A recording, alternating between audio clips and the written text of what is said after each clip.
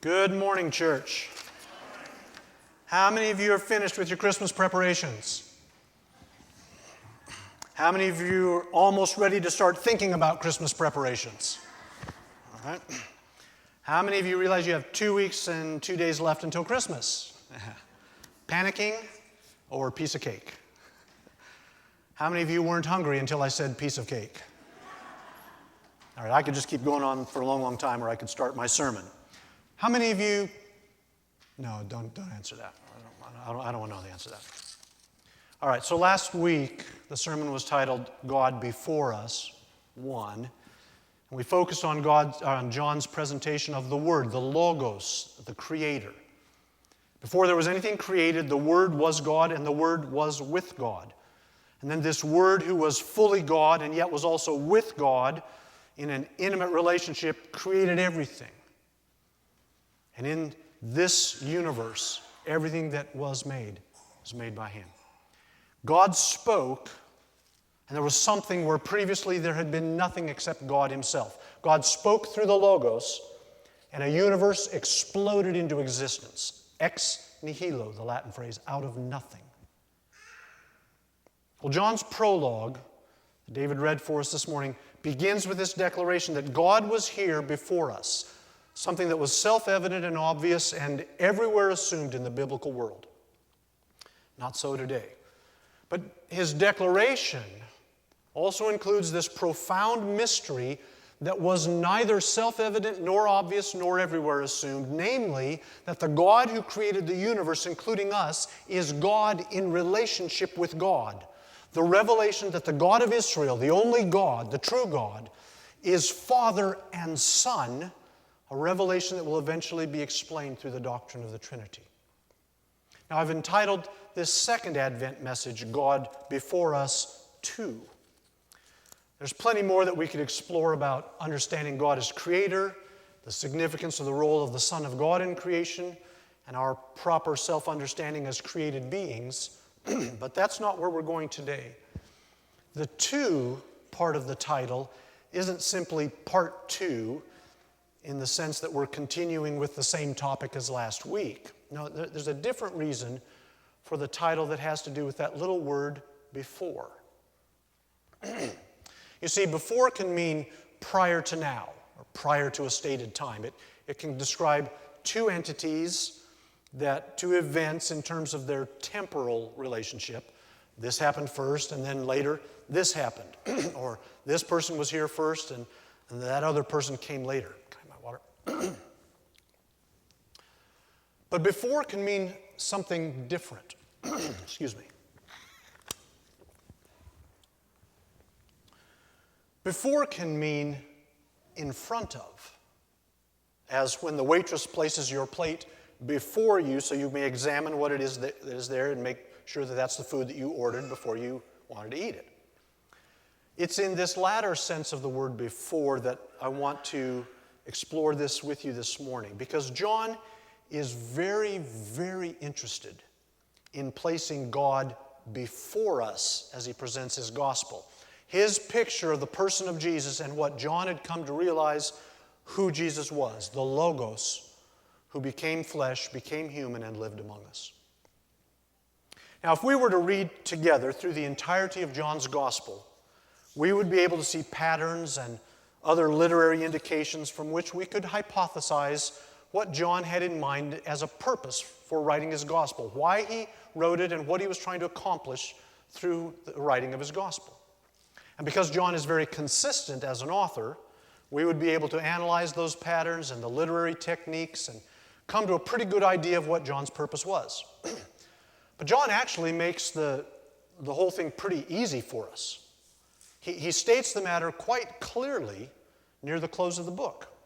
Verse 30 of chapter 20. Now Jesus did many other signs in the presence of the disciples, which are not written in this book. But these are written so that you may believe that Jesus is the Christ, the Messiah, the Son of God, and that by believing you may have life in His name. So John's prologue to his gospel is like the opening statement of an attorney in a trial. He states his case, presenting God before us as the God who became incarnate in Jesus of Nazareth, the Messiah. And then throughout his gospel, he will lay out the evidence for the readers to see, with the hope that they will believe as a result. And much of that evidence, just as in a court case in a trial, comes in the form of testimony from various witnesses. Verse 6, there was a man sent from God whose name was John. He came as a witness to bear witness about the light, that all might believe through him. He was not the light, but he came to bear witness about the light. And then verse 15, John bore witness about him and cried out, this was he of whom I said, he who comes after me ranks before me because he was before me. The Apostle John opens his evidence box with the testimony of John the Baptist, who was an acknowledged prophet of God, sent by God to his people Israel.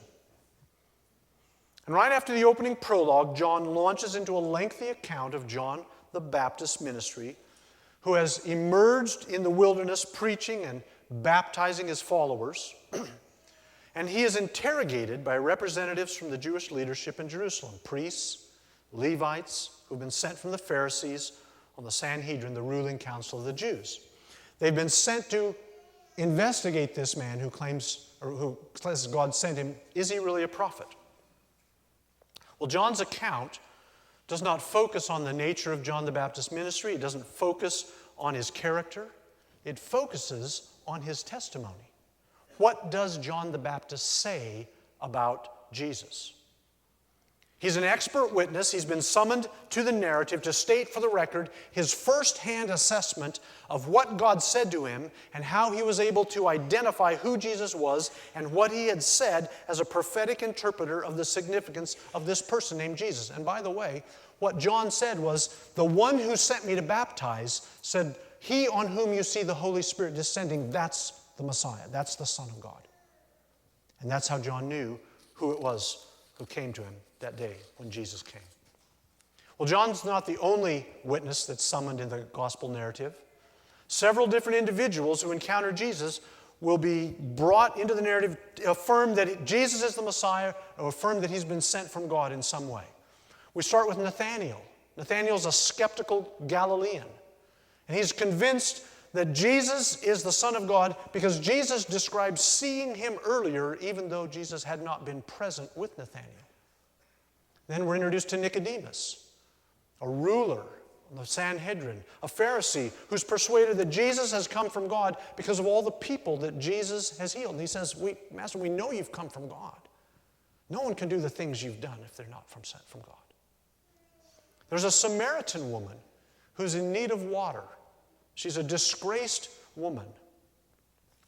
And she comes and meets Jesus and hears Jesus tell her specific private details about her life that he could not have known. And she concludes, he must be the Messiah. There's a blind man who Jesus heals. And soon after that, he sees him for the first time and puts his faith in him as the Messiah. There's an unmarried Jewish woman named Martha, grieving over the death of her brother, who announces her conviction that Jesus is the Messiah. All of these witnesses, John is parading through the gospel for them to give their testimony. And there's some other witnesses that he calls to the stand. The Old Testament scriptures themselves point to Jesus for their fulfillment. Over and over and over again, John points out how Jesus fulfilled what the scriptures were predicting or symbolizing. And Jesus himself rebukes the Pharisees for not believing his words and for not recognizing the significance of the evidence of the prophetic scriptures. Jesus says to them, you search the scriptures because you think that in them you have eternal life, and it is they that bear witness of me. Yet you refuse to come to me that you may have life. They read the Bible all the time, and they didn't see what it said.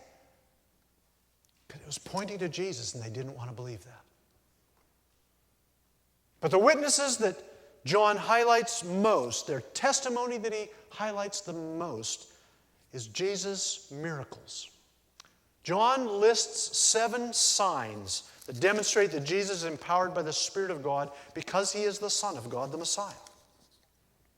And these miracles are not just demonstrations of his power, of his supernatural capacity. They are evidence that God, whom Jesus refers to as his Father, consistently is that God is working through him, through his Son. The signs are presented as grounds for our faith, indications that God's presence is in the person of Jesus for all who have eyes to see. The signs, the miracles, are not just demonstrations of power, they are pointing to something. You know what a sign is. A sign points you to something. Points beyond themselves, beyond the facts of what happened, beyond the amazement of the crowds, beyond the person or the persons who were helped in their need through the miracle. The signs or the miracles John puts before us to point to a truth about God and to point to something about who Jesus is. They reveal something about who Jesus is. In fact, those signs become doorways. Doorways that lead to the truth about who Jesus is, revealing something about him, and invite you to enter into that truth. Invite you to go through the door. For those who recognize that God is speaking to them through the sign, for those who have eyes to see, the miracle provides a basis for faith and invites you to walk through the door. And we can't forget the climactic witness, one of the 12 named Thomas, that John summons toward the close of his narrative in chapter 20. After Jesus has dramatically appeared to the disciples on the day of his resurrection, Thomas, who is one of the 12, Thomas was not with them when Jesus appeared, and so he comes later and he announces his firm disbelief in their story. By the way, this is an important thing to note when you're trying to share the gospel with people who think that the disciples were just a bunch of people who imagined all this. All of them initially didn't believe. And Thomas comes and hears the apostles saying, Jesus has appeared to us. And he says, nah. Until I put my finger in the nail prints and put my hand in the side where the spear went, I won't believe. And 1 week later then, they're all together, and Thomas is with them, and Jesus appears again. And he offers to Thomas, go ahead, put your hands in my hands, put your hand, feel here in the wound, and don't be disbelieving, but believing. And Thomas takes the opportunity not to put his hand in, but to fall on his knees and say, you are my Lord, you are my God, and worship him. Now, you might relate well to Thomas before he met Jesus. I know I can. Quite honestly, I think Thomas has gotten kind of a bad rap in the church. Yes, he was initially a doubting person. His doubts were actually well warranted. God's able to deal with doubt, by the way. We haven't been as quick to recognize that Thomas repented, Thomas humbled himself, and Thomas believed when he was confronted by the reality of the risen Jesus. Now, you might be here and you might be saying, well, that was great for Thomas, but I wasn't there. So, if I could see Jesus, if I could touch his nail-scarred hands, then I would believe. Or maybe you might be here saying, well, if I could see a genuine miracle, I would believe in God. And if you could prove to me that it came from Jesus, well, then I would believe that he's the Son of God. You might even sincerely believe that what you're saying is true, that the only thing that's preventing you from faith in God is that God hasn't done a verifiable miracle right before your eyes. The problem is, that's not true. Miracles by themselves do not compel faith. They never have. There were lots of people in Jesus' day who saw him do actual verifiable miracles, and they didn't believe that he was the Messiah. There were over 5,000 people who were fed from the 5 loaves and 2 fish that he multiplied for them, and they ate and they were filled, but they still didn't believe. They just liked the food. By the way, that's still happening in the church today. By the way, people who come, they just like the company, they like the food, they like the songs, but they don't believe. There were some of the Pharisees, in fact, who saw him heal people, saw him cast demons out of people, and refused to believe that he was from God. In fact, they said he's in league with the devil. Their considered conclusion, after they'd scrutinized Jesus, after coming face to face with verifiable miracles, their conclusion was that Jesus was a sorcerer aligned with Satan. So seeing a miracle didn't automatically produce faith in the people who saw Jesus. And the same thing happens today. When a physician takes an image of a cancerous tumor on Monday and then takes another one on Tuesday right before surgery, only to find that the tumor is gone, the physician doesn't say to the patient, "Well, you were right. God heard your prayers and He healed you." No, usually what she says is something like this. "Well, we don't know why your tumor is gone. These things happen sometimes. Our bodies are so amazing." Seeing a miracle won't compel faith because it's always possible to doubt the evidence. It's always possible to choose to disbelieve what's right in front of your eyes. But miracles do provide testimony. They provide evidence that God places before you to consider. It is His resume, if you will. And that's what John has given us in his gospel. Jesus' resume, the testimonies of those who witnessed firsthand His life and His death and His resurrection, who saw the miracles, who heard His teaching, who experienced the incomprehensible sense of the presence of the living God in the person of Jesus. Something unlike anything they had ever seen or known before. And now John presents it before his readers, before us, who are the jury, so to speak, because we have to weigh the evidence. John says, God has become incarnate. He has become a human being in the person of Jesus Christ. And God has offered us this as evidence. He has come and lived with us. He's shown us who He is. He's demonstrated that He loves us still despite our shame, despite our sin, despite what we've done to dishonor God. He places Himself before us, humbles Himself to offer evidence. He didn't have to do that.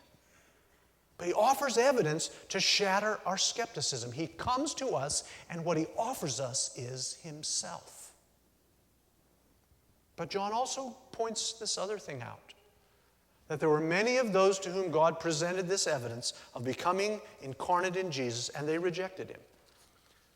John says, He came to His own, and His own rejected Him. He came to this world. Many of those who experienced His love, who listened to His teaching, saw the miracles, refused to believe, refused to submit to the call to follow Jesus. They saw the light, but closed their eyes. John says, the light shines in the darkness. God has always left us a record of Himself for us to see. I mentioned it last week. His fingerprints, God's fingerprints, are all over creation. It's just that sin and our guilt and our shame has so impacted our perception, we miss Him. We look at the evidence and we see right past it. We misread the cues. We dismiss the evidence as irrelevant.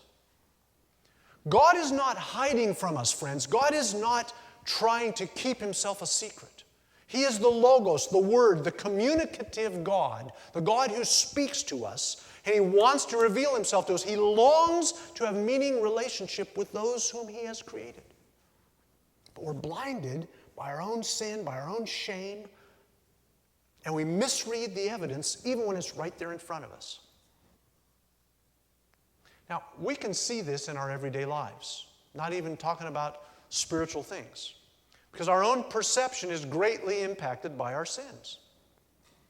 Have you figured out that it's really pretty easy to misunderstand someone else? We're usually pretty quick to recognize when we feel like, well, I've been misunderstood. I'm not quite so quick to recognize when I'm the one misunderstanding, right? But what happens? Someone does something. Someone says something. We see or we hear a portion of what was said, a portion of what was done, out of context, And we begin to imagine what must have been the case. And that imagined case, what we think happened, now offends us. It might even hurt us, much to the surprise of the other person who was completely unaware of what he or she said or what he or she did, and completely unaware that it had anything at all to do with you, much less that it caused you pain or that it bothered you. We not only misconstrue the person's actions, words, we come to faulty conclusions. We start attributing evil motives to the other person, motives that exist only in our own minds.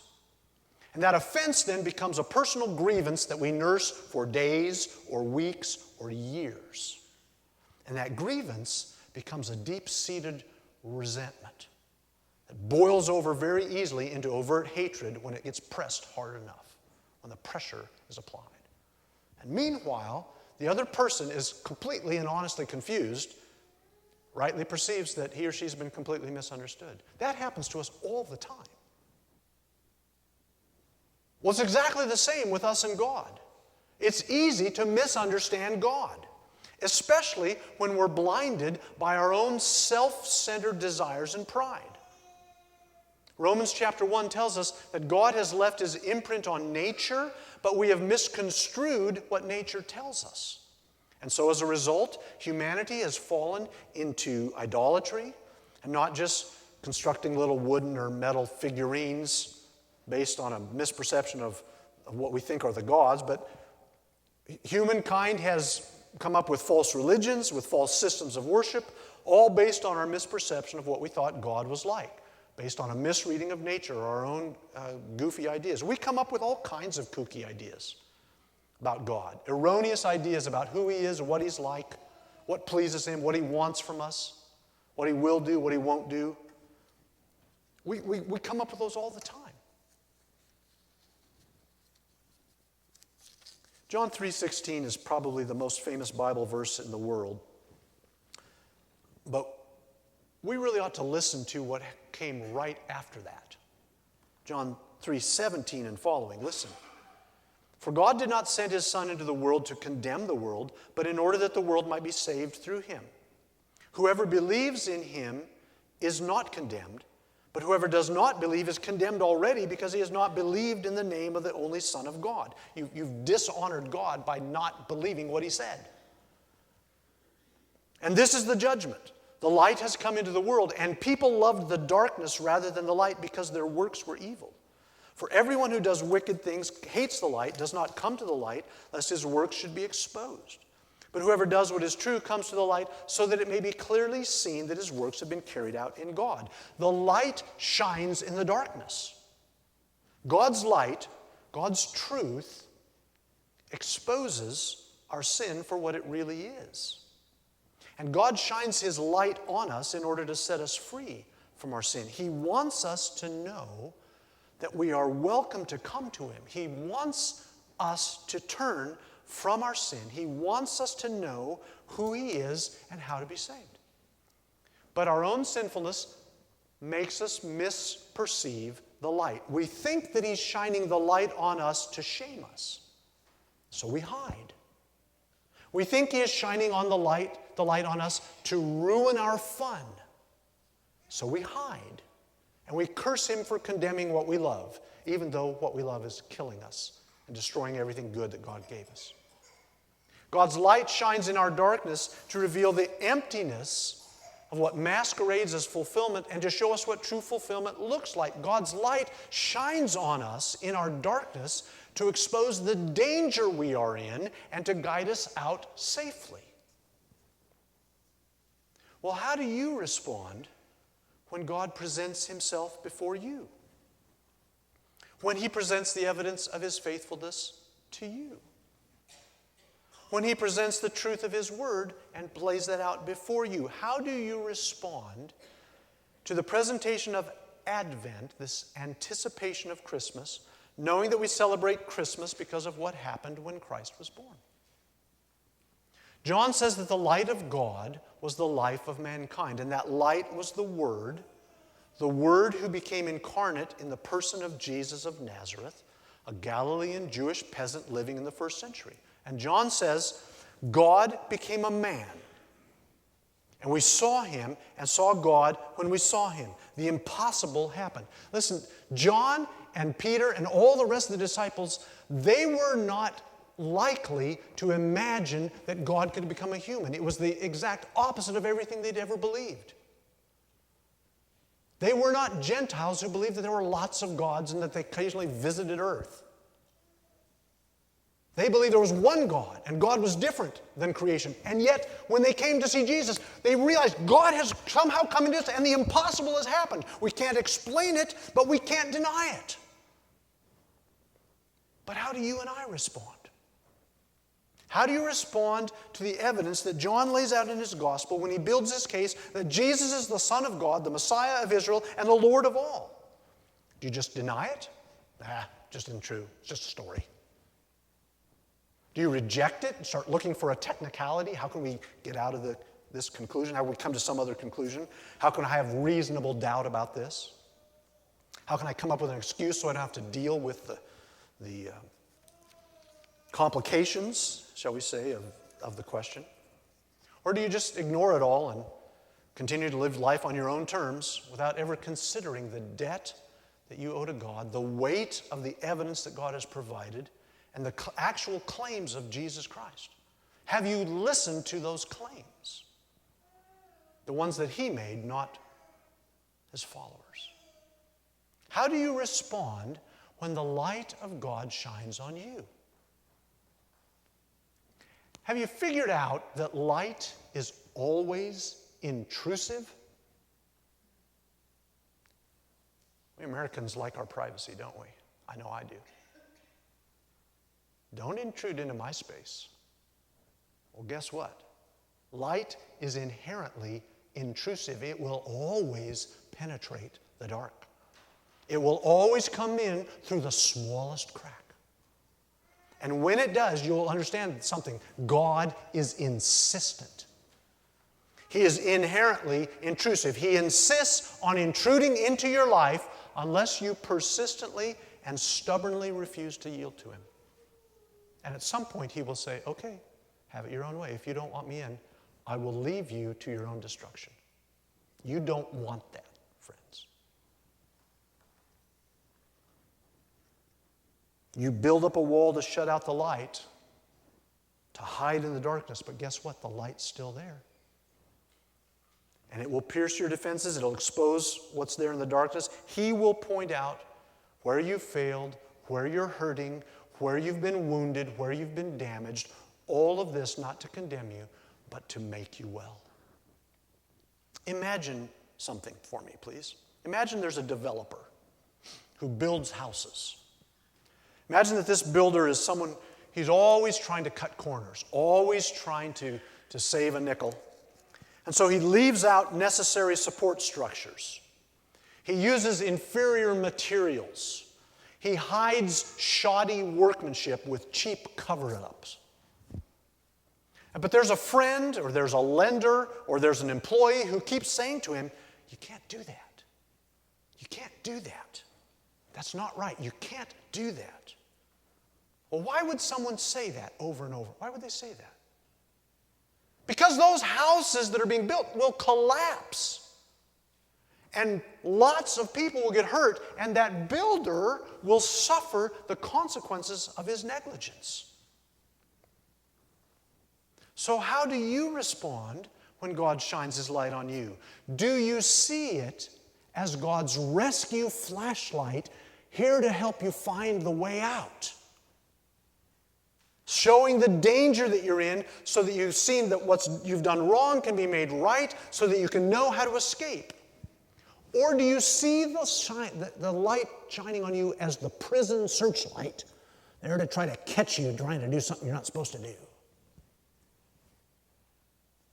And when the light comes in, do you walk to the light? Do you walk in the light? Or do you curl up in the dark to avoid exposure?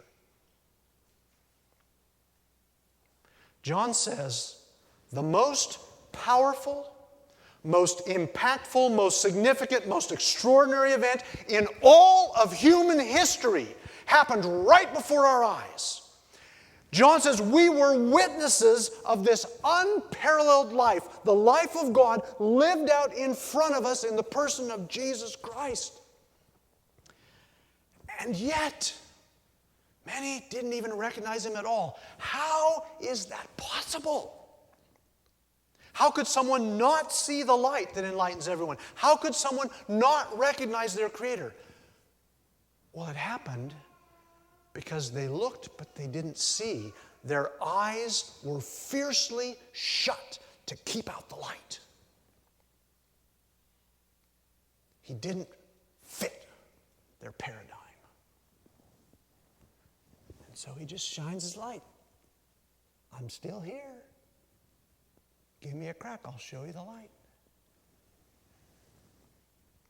So how are you going to respond to the evidence that John lays out before us? How will you respond to the light of God this Christmas?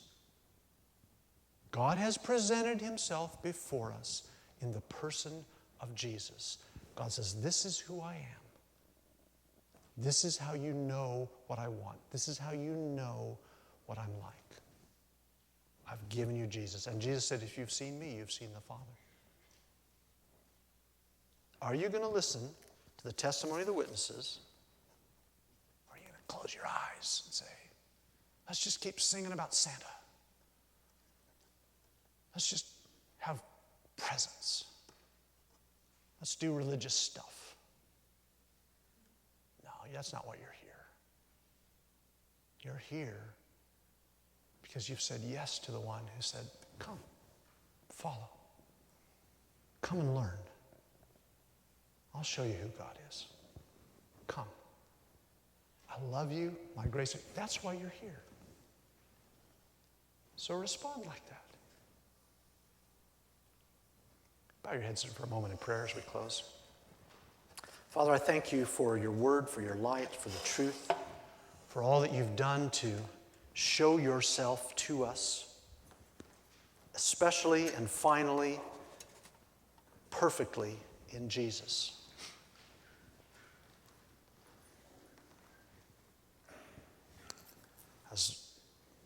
As the readers read this morning from the letter to the Hebrews, the express image of God.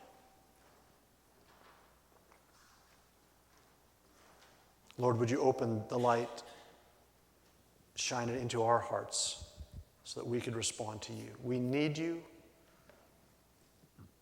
We know that we can't live without you.